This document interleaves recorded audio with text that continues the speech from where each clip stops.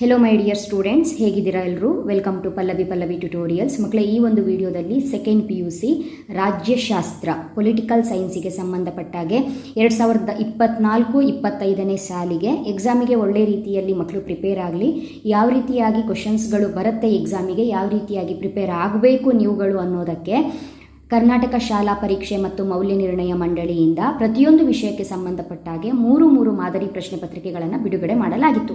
ಈ 3 ಮಾದರಿ ಪ್ರಶ್ನೆ ಪತ್ರಿಕೆಗಳಲ್ಲಿ ಯಾವ ರೀತಿಯಾಗಿ ಪ್ರಶ್ನೆಗಳು ಬಂದಿದೆ ಅಂತ ನೋಡಿಕೊಂಡು ನೀವು ವಾರ್ಷಿಕ ಪರೀಕ್ಷೆಗೆ ರೆಡಿ ಆಗಬೇಕು ಅನ್ನುವಂಥ ಉದ್ದೇಶದಿಂದ ಈ ಪ್ರಶ್ನೆಗಳನ್ನು ಅಥವಾ ಈ ಪ್ರಶ್ನೆ ಪತ್ರಿಕೆಯನ್ನು ಬಿಡುಗಡೆ ಮಾಡಲಾಗಿತ್ತು. ಸೊ ಎಲ್ಲರೂ ಕೂಡ 3 ಮಾದರಿ ಪ್ರಶ್ನೆ ಪತ್ರಿಕೆಗಳು ಯಾವ ರೀತಿಯಾಗಿ ಇದೆ ಅನ್ನೋದನ್ನು ಒಂದ್ಸಲ ನೋಡಿರ್ತೀರಿ. ಹಾಗಾಗಿ ಈ ಒಂದು ವಿಡಿಯೋದಲ್ಲಿ ದ್ವಿತೀಯ PUC ರಾಜ್ಯಶಾಸ್ತ್ರ ವಿಷಯಕ್ಕೆ ಸಂಬಂಧಪಟ್ಟಾಗೆ ಮಾದರಿ ಪ್ರಶ್ನೆ ಪತ್ರಿಕೆ 1 ಇದಕ್ಕೆ ಉತ್ತರವನ್ನು ಹೇಳ್ತಾ ಇದ್ದೀನಿ.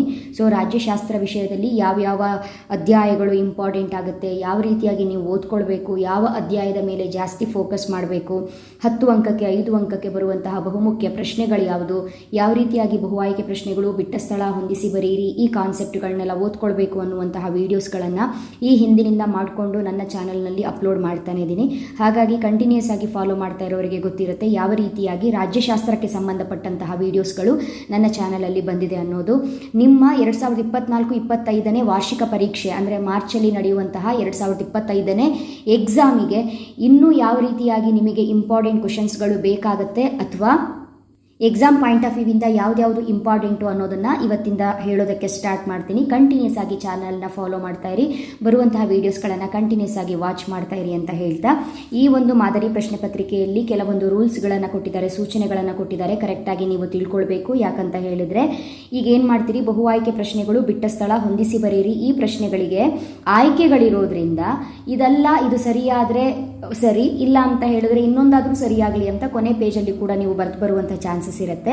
ಹಾಗಾಗಿ ಇಲ್ಲಿ ಪರ್ಟಿಕ್ಯುಲರ್ ಆಗಿ ಕರೆಕ್ಟಾಗಿ ಮೆನ್ಷನ್ ಮಾಡಿದರೆ ಭಾಗ ಎದಲ್ಲಿನ ಪ್ರಶ್ನೆಗಳಿಗೆ ಪ್ರಥಮವಾಗಿ ಬರೆದ ಉತ್ತರಗಳನ್ನು ಮಾತ್ರ ಪರಿಗಣಿಸಲಾಗುವುದು. ಅಂದರೆ ನೀವು ಇಲ್ಲೊಂದು ಆಪ್ಷನ್ ಬರೆದು ಲಾಸ್ಟಲ್ಲಿ ಇನ್ನೊಂದು ಆಪ್ಷನ್ ಬರೆಯೋದ್ರೆ ಮಾರ್ಕ್ ಸಿಗುತ್ತೆ ಅಂತ ಏನು ಅಂದ್ಕೊಂಡಿರ್ತೀರಿ, ಆ ರೀತಿಯಾಗಿ ಸಿಗೋದಿಲ್ಲ.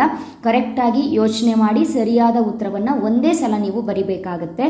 ನೆಕ್ಸ್ಟು ಎಲ್ಲ ಪ್ರಶ್ನೆಗಳಿಗೆ ಉತ್ತರವನ್ನು ಬರಿಬೇಕು. ಅದೇ ರೀತಿಯಾಗಿ ಅಂದರೆ ಅವರು ಎಷ್ಟು ಪ್ರಶ್ನೆಗಳಿಗೆ ಉತ್ತರವನ್ನು ಬರಿಬೇಕು ಅಂತ ಹೇಳಿರ್ತಾರೆ ಅಷ್ಟು ಪ್ರಶ್ನೆಗಳಿಗೂ ಉತ್ತರವನ್ನು ಬರಿಬೇಕು. ಪ್ರಶ್ನೆಗಳ ಸಂಖ್ಯೆಗಳನ್ನು ಕರೆಕ್ಟಾಗಿ ಬರಿಬೇಕಾಗತ್ತೆ. ನೆಕ್ಸ್ಟು ನೀವು ಭಾಗ ಎದಲ್ಲಿ ಏನು ಅಟೆಂಡ್ ಮಾಡ್ತೀರಿ ಪ್ರಶ್ನೆಗಳು, ಬಹು ಆಯ್ಕೆ ಪ್ರಶ್ನೆ, ಬಿಟ್ಟ ಸ್ಥಳ ಹೊಂದಿಸಿ ಬರೀರಿ 1 ಅಂಕ. ಈ ಪ್ರಶ್ನೆಗೆ ಮೊದಲ ಪೇಜ್ನಲ್ಲೇ ಉತ್ತರವನ್ನು ಆದಷ್ಟು ಕವರ್ ಬರ್ಕೊಂಡು ಹೋಗಬೇಕು. ಮೊದಲ ಪೇಜು, 2ನೇ ಪೇಜು ಕಂಟಿನ್ಯೂಸ್ ಆಗಿ ಫಸ್ಟಿಂದನೇ ಈ ಆನ್ಸರ್ನ ಶುರು ಮಾಡಬೇಕು. ಆ ನಂತರ 2 ಅಂಕದ ಪ್ರಶ್ನೆಗಳು, 5 ಅಂಕ, 10 ಅಂಕ ಈ ರೀತಿಯಾಗಿ ಬರೆಯುವಂಥದ್ದು. ಇಲ್ಲಿ ಭಾಗ ಎಯಲ್ಲಿ ಈ ಕೆಳಗಿನ ಪ್ರಶ್ನೆಗಳಿಗೆ ಸರಿಯಾದ ಉತ್ತರಗಳನ್ನು ಆಯ್ಕೆ ಮಾಡಿ ಬರೆಯಿರಿ ಅಂತ ಇದೆ. ಮರು ಮತದಾನದ ವಿಷಯಕ್ಕೆ ಸಂಬಂಧಿಸಿದಂತೆ ಕೆಳಗೆ ನೀಡಿರುವ ಯಾವ ಹೇಳಿಕೆಯು ಸರಿಯಾಗಿದೆ ಅಂತ ಕೇಳಿದ್ದಾರೆ. ಇಲ್ಲಿ 4 ಹೇಳಿಕೆಗಳನ್ನು ಕೊಟ್ಟಿದ್ದಾರೆ. ನೀವೇನು ಮಾಡಬೇಕು, ಸರಿಯಾಗಿ ಓದಿ ಉತ್ತರವನ್ನು ಬರಿಬೇಕು. ಕಾರಣ, ಕೊಟ್ಟಿರುವಂತಹ ವಿಷಯಗಳಲ್ಲಿ ಯಾವ ಒಂದು ವಿಷಯ ಮರು ಮತದಾನಕ್ಕೆ ಅದು ಸಾಕ್ಷಿಯಾಗತ್ತೆ, ಏನಾದರೆ ಮರು ಮತದಾನ ಆಗತ್ತೆ ಅನ್ನೋದನ್ನು ಕರೆಕ್ಟಾಗಿ ತಿಳ್ಕೊಂಡಿರಬೇಕು.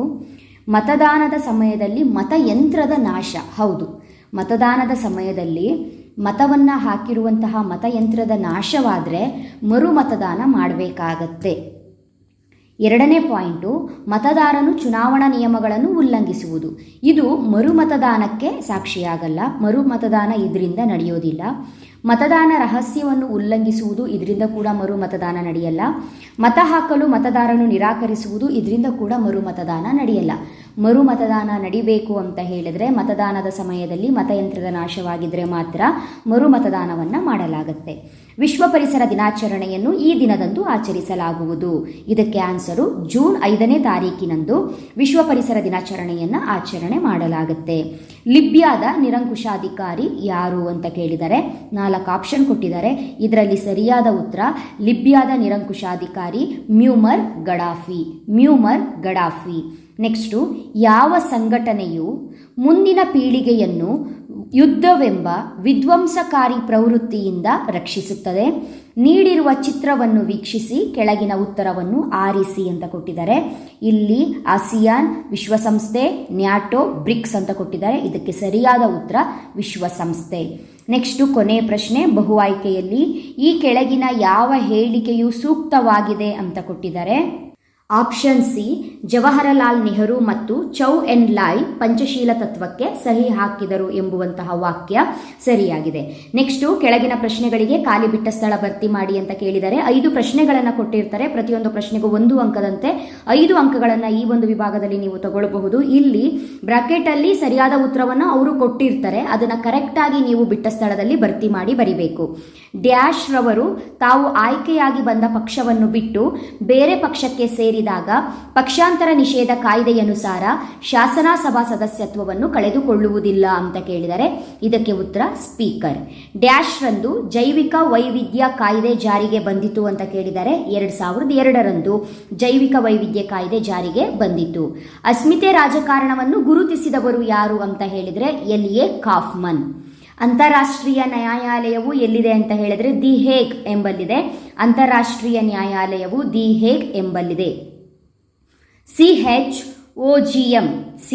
CHOGMನ ನಾಯಕತ್ವವನ್ನು ಯಾವ ದೇಶ ವಹಿಸಿದೆ ಅಂತ ಹೇಳಿದರೆ ಇಂಗ್ಲೆಂಡ್. ನೆಕ್ಸ್ಟು ಹೊಂದಿಸಿ ಬರೆಯಿರಿ.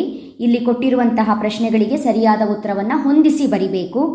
Boundary commission sir Cyril Radcliffe. Lal Bahadur Shastri academy ಎಲ್ಲಿದೆ? ಮಸ್ಸೂರಿ. ಭಯೋತ್ಪಾದನೆ ಟೆರರೆ. 24ನೇ ಅಕ್ಟೋಬರ್ 1945 ವಿಶ್ವಸಂಸ್ಥೆ. Mooknayak doctor BR Ambedkar. Next 1 ಅಂಕದ ಪ್ರಶ್ನೆಗಳನ್ನ ಕೊಟ್ಟಿದ್ದಾರೆ. ಆಪರೇಷನ್ ಪೋಲೋ ಎಂದರೇನು? ಇದು ಮೊದಲನೇ ಅಧ್ಯಾಯದಲ್ಲಿ ಬರುವಂತಹ 1 ಅಂಕದ ಪ್ರಶ್ನೆಗಳಲ್ಲಿ ಒಂದು ಪ್ರಶ್ನೆ ಬಂದಿದೆ. ಆಪರೇಷನ್ ಪೋಲೋ ಎಂದರೆ ಹೈದರಾಬಾದ್ ಪ್ರಾಂತ್ಯವನ್ನು ಭಾರತದ ಒಕ್ಕೂಟದಲ್ಲಿ ಸೇರಿಸಲು ಭಾರತ ಸೇನೆಯು ನಡೆಸಿದ ಪೊಲೀಸ್ ಕಾರ್ಯಾಚರಣೆಯನ್ನು ಆಪರೇಷನ್ ಪೋಲೋ ಎಂದು ಕರೆಯುತ್ತೇವೆ. ಹೈದರಾಬಾದ್ ಪ್ರಾಂತ್ಯವನ್ನು ಭಾರತದ ಒಕ್ಕೂಟದಲ್ಲಿ ಸೇರಿಸಲು ಭಾರತ ಸೇನೆಯು ನಡೆಸಿದ ಪೊಲೀಸ್ ಕಾರ್ಯಾಚರಣೆಯನ್ನು ಆಪರೇಷನ್ ಪೋಲೋ ಎಂದು ಕರೆಯುತ್ತೇವೆ. ನೆಕ್ಸ್ಟು 2ನೇ ಪ್ರಶ್ನೆ. ಮನುಸ್ಮೃತಿಯನ್ನು ಯಾವಾಗ ಅಳವಡಿಸಿಕೊಳ್ಳಲಾಯಿತು? ಕ್ರಿಸ್ತಶಕ 185. ಜಿಲ್ಲೆಯಲ್ಲಿ ಮಾನವ ಹಕ್ಕುಗಳನ್ನು ರಕ್ಷಿಸುವ ಮುಖ್ಯಸ್ಥರು ಯಾರು? ಜಿಲ್ಲಾಧಿಕಾರಿಗಳು.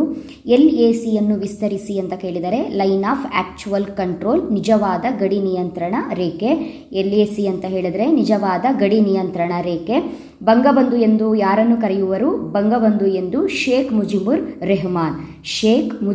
ರೆಹಮಾನ್ ರವರನ್ನು ಬಂಗಬಂಧು ಎಂದು ಕರೆಯುತ್ತೇವೆ. ನೆಕ್ಸ್ಟು ಭಾಗ ಬಿಯಲ್ಲಿ ಕೇಳಿರುವಂತಹ 2 ಅಂಕದ ಪ್ರಶ್ನೆಗಳು. ಕೇಂದ್ರ ಸೇವೆಗಳ ಯಾವುದಾದರೂ 2 ಉದಾಹರಣೆಗಳನ್ನು ತಿಳಿಸಿ ಅಂತ ಇದೆ. ಭಾರತೀಯ ವಿದೇಶಿ ಸೇವೆಗಳು, ಭಾರತೀಯ ರೈಲ್ವೆ ಸೇವೆಗಳು. ಅದೇ ರೀತಿ ಕೇಂದ್ರ ಲೋಕಸೇವಾ ಆಯೋಗದ ಸದಸ್ಯರ ಪದಚ್ಯುತಿ ವಿಧಾನವನ್ನು ಬರೆಯಿರಿ. ಡಾಕ್ಟರ್ BR ಅಂಬೇಡ್ಕರ್ ಅವರ 3 ಜನಪ್ರಿಯ ವಾಣಿಗಳನ್ನು ತಿಳಿಸಿ. ಕೆಳಗಿನ ಚಿತ್ರವನ್ನು ಉಲ್ಲೇಖಿಸಿ ಕಡ್ಡಾಯ ಶಿಕ್ಷಣದ ಅರ್ಥವನ್ನು ಬರೆಯಿರಿ. ಇದರಲ್ಲಿ ಕೇಂದ್ರ ಲೋಕಸೇವಾ ಆಯೋಗದ ಸದಸ್ಯರ ಪದಚ್ಯುತಿ ವಿಧಾನವನ್ನು ಬರೆಯಿರಿ ಅಂತ ಕೇಳಿದರೆ, ಕೇಂದ್ರ ಲೋಕಸೇವಾ ಆಯೋಗದ ಸದಸ್ಯರನ್ನು ಅವರ ದುರ್ನಡತೆಯ ಆಧಾರದ ಮೇಲೆ ಸುಪ್ರೀಂ ಕೋರ್ಟಿನ ವಿಚಾರಣೆ ಮುಗಿದ ನಂತರ ರಾಷ್ಟ್ರಪತಿಗಳ ಆದೇಶದ ಮೇರೆಗೆ ಮಾತ್ರ ಅವರನ್ನು ಸದಸ್ಯತ್ವದಿಂದ ವಜಾಗೊಳಿಸಬಹುದು. ನೆಕ್ಸ್ಟು ಡಾಕ್ಟರ್ BR ಅಂಬೇಡ್ಕರ್ ಅವರ 3 ಜನಪ್ರಿಯ ವಾಣಿಗಳು. ಶಿಕ್ಷಣ, ಸಂಘಟನೆ, ಹೋರಾಟ. ಅದೇ ರೀತಿಯಾಗಿ ನೆಕ್ಸ್ಟ್ ಪ್ರಶ್ನೆ. ಕಡ್ಡಾಯ ಶಿಕ್ಷಣ ಅಂತ ಹೇಳಿದರೆ ಏನಂತ ಬರಿಬೇಕು?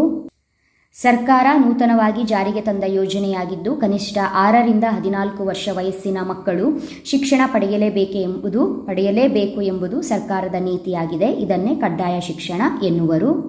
ಮುಂದಿನ 2 ಅಂಕದ ಪ್ರಶ್ನೆ. NDA ಮೈತ್ರಿಕೂಟದ ಯಾವುದಾದರೂ 2 ರಾಜಕೀಯ ಪಕ್ಷಗಳನ್ನು ತಿಳಿಸಿ.